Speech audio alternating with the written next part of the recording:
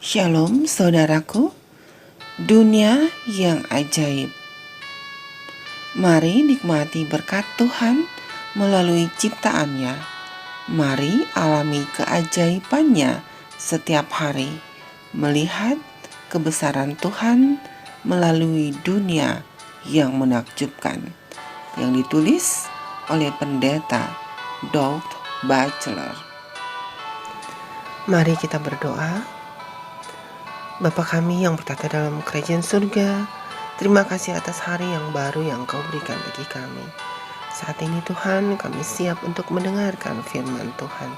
Tolong kami untuk kami bisa mengerti maksud Tuhan melalui renungan hari ini.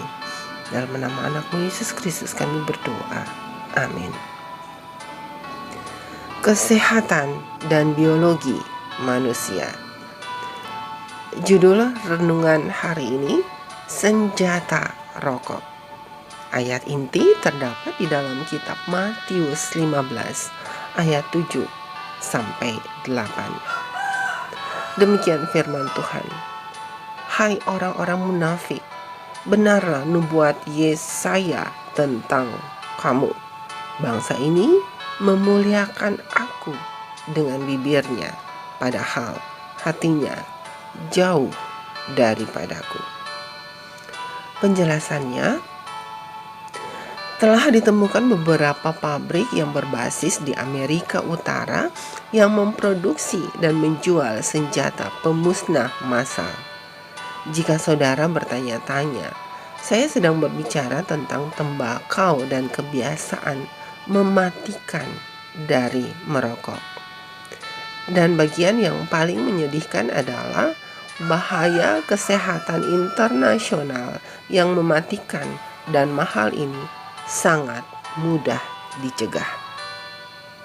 Saudaraku, tembakau pernah dianggap sebagai obat untuk banyak penyakit, termasuk sakit kepala, sakit gigi, radang sendi, sakit perut, luka, dan bau mulut. Daun tanaman tersebut kemudian dibuat menjadi teh dan bahkan digulung menjadi pil untuk disajikan sebagai jamu. Seorang dokter Spanyol, Nicolas Monardes, pertama kali menjelaskan potensi obat tersebut dalam sebuah buku yang diterbitkan tahun 1577 berjudul Joyful News Out of Newfound World. Kabar baik dari dunia yang baru ditemukan. Gagasannya itu telah diterima selama lebih dari 2 abad. Setiap tahun 4 juta orang meninggal dunia akibat penyakit yang disebabkan oleh kebiasaan merokok. Itu diperkirakan ada 1 orang yang mati setiap 8 detik. Setiap menit 10 juta batang rokok terjual di seluruh dunia. Itu berarti ada 15 miliar batang rokok terjual setiap hari.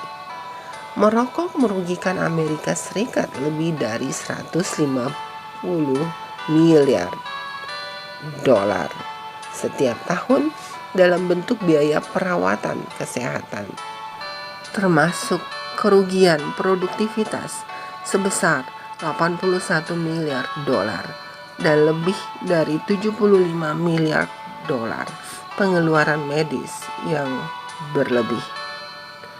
Merokok bertanggung jawab langsung untuk 87% kanker paru-paru dan menyebabkan sebagian besar kasus emfisema dan bronkitis kronis. Merokok juga merupakan faktor utama penyakit jantung koroner dan stroke dan telah dikaitkan dengan berbagai gangguan kesehatan lainnya, termasuk infertilitas dan tukak lambung. Merokok saat hamil menyumbang sekitar 20-30% terhadap kelahiran bayi dengan berat lahir rendah dan sekitar 10% dari semua kematian bayi. Diperkirakan 1 dari setiap 5 remaja berusia antara 13 sampai 15 tahun sudah merokok Bukti juga menunjukkan bahwa setengah dari orang yang mulai merokok saat remaja akan terus merokok selama 15-20 tahun.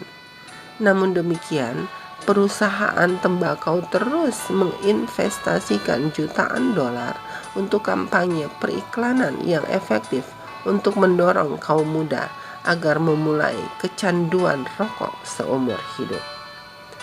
Saudaraku, meski begitu, perusahaan tembakau di Amerika terus berproduksi dan menggunakan senjata pemusnah massal ini. Ironisnya adalah bahwa perusahaan tembakau seperti Philip Morris berpura-pura membuat orang enggan merokok di satu sisi, sementara mereka terus mendapat untung dari menjajakan racun mematikan di sisi lain. Mereka berusaha berbicara dari kedua sisi mulut mereka. Nas Alkitab hari ini, Yesus menggambarkan orang yang berbicara ganda seperti itu sebagai orang yang munafik. Saudaraku, mari kita berdoa. Bapa yang baik yang bertata dalam kerajaan surga, terima kasih atas renungan yang baru saja kami dengar. Kami diajarkan melalui renungan hari ini bagaimana kami harus menjaga tubuh kami, menjauhkan diri kami dari merokok. Tapi banyak perusahaan yang menggembar-gemborkan dua hal, merokok bisa mematikan, tapi terus mereka kembang biakan. Mereka terus memproduksi rokok yang mematikan ini. Tuhanku, tolong kami dalam kehidupan kami untuk tidak berbicara ganda seperti sebagian orang yang munafik. Tolong kami, hidup kami berjalan sesuai dengan kehendak-Mu. Kami berdoa dalam nama anak-Mu Yesus Kristus yang menjadi juru selamat dan penebus dosa kami. Amin. Saudaraku, demikianlah renungan kita hari ini. Tuhan memberkati. Amin.